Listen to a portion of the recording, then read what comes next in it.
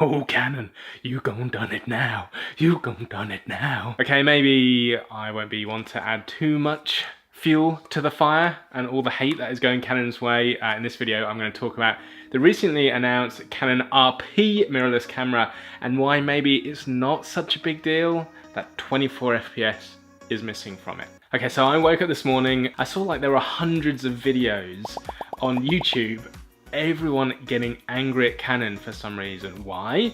Well, yesterday Canon, or very recently by the time you watch this video, Canon announced the EOS RP, their mirrorless camera, full frame mirrorless, little brother, baby, sister to the Canon EOS R. This is not either of them, it's just everyone holds a camera when they're talking about the EOS R. I don't know if you've seen that. Don't know why I'm holding it. I'm gonna put it down. Okay, so people were a little bit annoyed, a little bit. Does it do 4K? Yes, not at the highest bitrate because that's reserved for the more expensive and higher end EOS R. Does it do slow-mo? Yes. Does it have dual pixel autofocus, the Canon's kind of dual autofocus system? Yes, it does. It just removes that in some of the shooting modes. Okay, you can live with that. You're a video shooter, you can focus manually, right? Does it have 24 frames a second in 1080p? No! This is why a lot of people are so at Canon. It's unreal actually how angry some people are at Canon.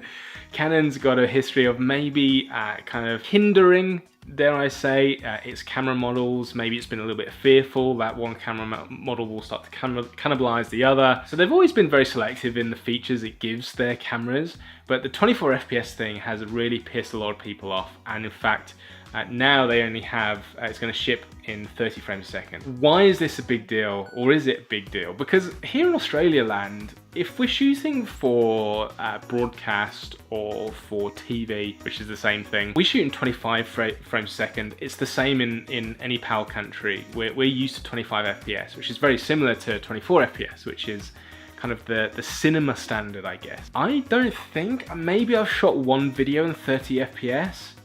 Maybe. All the stuff on the web I often do is either 24 FPS or 25 FPS. I personally don't see a difference between those two, if I'm honest. Please don't attack me. Is there a difference between 30 FPS, or is there a reason, or are people justified for getting so angry at Canon? Canon! I don't know, let's find out. So the best way to do that is with a science experiment. Just kidding, I don't know where to begin when it comes to science. So we're just going to shoot a few different scenarios and setups. You can have a look at a few different frames a second and decide which one you like best, and whether therefore it is important or not you have access to 24 FPS. Firstly, like the main thing people are saying is like 24 FPS is a setting in any video camera you can pick up now. Like since the mini DV days, when they first, I think it's like the Canon, I think it was a Canon camera actually, that had the ability to first film 24 frames a second. So that real cinema mode. To give you some context, 24 FPS has been the standard in cinema for like over 100 years.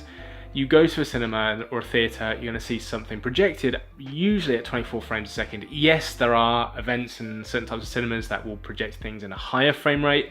Some films will be filmed in a higher frame rate. The Hobbit was filmed in 60 FPS and was projected at 60 FPS in some theatres. But if you remember that, you know, people had some backlash and kind of things to say about that because not everyone liked it.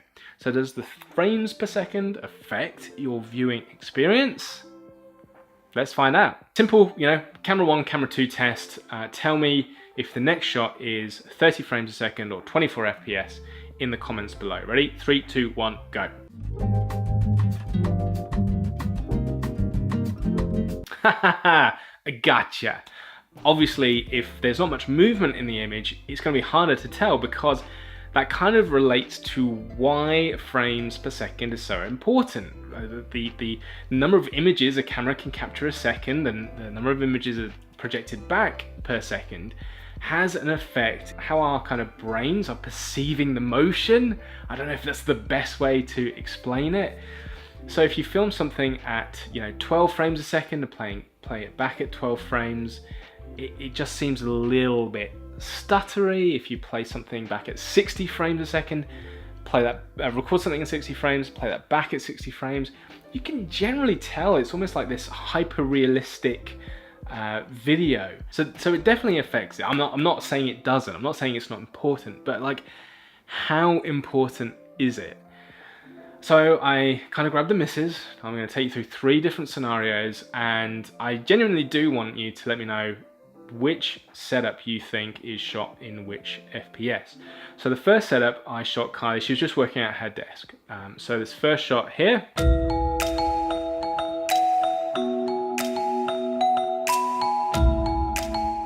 Okay, do you think that's 24 FPS or 30 FPS? Well, let's play the next one and see if you can tell if there's much of a difference.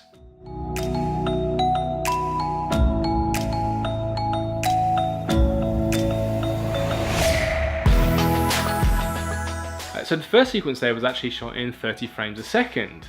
Could you tell the difference? If you put that side by side and play that through, I can tell there's a difference. The 30 FPS, it just seems a little bit more, I don't know how to describe it, a little bit more surreal. Is that the best way to kind of describe it? I can tell there's a lot more motion than I'd be used to seeing if I was watching a film or if I was watching it in 24 FPS. There's just more, information per second that the video is feeding my brain. So there's a few more images per second stitched together there. That kind of makes sense. So the motion as things start to move, as the camera starts to move a little bit, as there's some movement on the keys and turning around, shaking the head, movement on the head, you kind of pick that up, right?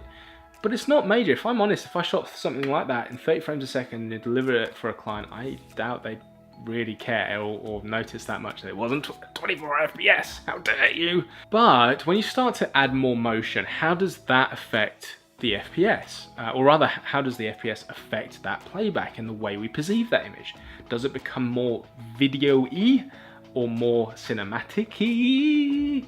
Let's find out. So the second kind of setup, I had Kylie walking out the back of the house. Apologies, it's very bright and very dark in the shadows, but it is what it is. I don't even know if I got this in focus. Well, I think it's very noticeable, which is the 30 FPS here, because as I'm moving along with her, as I'm walking with her, she's also moving in the image. You've got the background moving a little bit. I felt like it is more noticeable of which is the 30 FPS versus 24 FPS. It's starting to look more video-esque and video-y to me. So if you put them side by side, I do have a preference for the 24 FPS, if I'm honest. But if I'm maybe just watching this on the web, if I don't have that option, if I don't see what 24 FPS is going to look like, am I really going to notice?